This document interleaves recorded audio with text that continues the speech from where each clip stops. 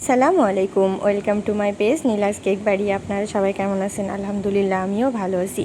আজকে আপনাদের সাথে 2.5 pound vanilla sponge cake decoration share করব। এই কেকটা ছিল একটা বিদেশ থিমের উপরে আর কি। বিদেশের 20 বছর উপলক্ষে কেকটা ছিল। এই কেকের অর্ডারটা আসে যখন বেলা 10টা বাজে, তখন আমাকে কেউ একজন নক দিয়ে বলল কেক লাগবে সন্ধ্যার মধ্যে। তারপরে ওইটা প্রিন্ট করতে হবে, ওই লেখাটা প্রিন্ট করতে হবে। আসলে অনেক কষ্ট হয়ে যায়, একটু আগের দিন জানা হলে বেশি ভালো হয়। তারপরেও আলহামদুলিল্লাহ হয়ে গেছিলো, কোনো সমস্যা হলো না।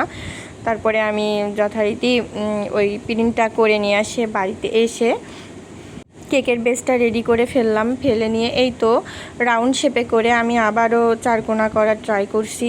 মাশাল্লাহ হয়ে গেছিলো, কোনো অসুবিধা হয়েছিল না। কেকটা খুবই ভালো হয়েছিল। আমি রাউন্ড শেপে করে নিয়ে এই যে চারকোনা করছি। চারকোনা করে নিয়ে তারপরে প্রিন্টের সাইজে আমার কেকটা বানানো দরকার ছিল। তো প্রিন্ট একটু বড় হয়ে গেছিলো, যার কারণে কেকটা সেট হতে একটু সমস্যা হচ্ছিল। মানে যদি প্রিন্টটা আর একটু ছোটো হতো তাহলে আর সমস্যা হতো না। তারপরেও কেকের উপরে খুব সুন্দরভাবে সেট হয়ে গেছে। কেকটা যদিও 3 পাউন্ডের কথা বলেছিল, কিন্তু 3 পাউন্ড হয়নি, 2.5 পাউন্ড হয়েছিল। মানে 2 পাউন্ড 600 গ্রাম হয়েছিল। উনি আমাকে বলেছিল 3 পাউন্ডের মধ্যে করতে, কিন্তু 2.5 পাউন্ড হয়ে গেছিলো। এটা আমার রিপিট কাস্টমার, মাশাল্লাহ সে আমার কাছ থেকে কেক নেয় আর খেয়ে অনেক ভালো বলেছে, ভালো কথাই বলেছে। নেক্সটেও সে আমার কাছ থেকেই কেক নেবে। আপনারা অবশ্যই জানিয়েন কেকটা কেমন হয়েছে। এই ধরনের কেক আসলে একটু স্পেশালি হয়।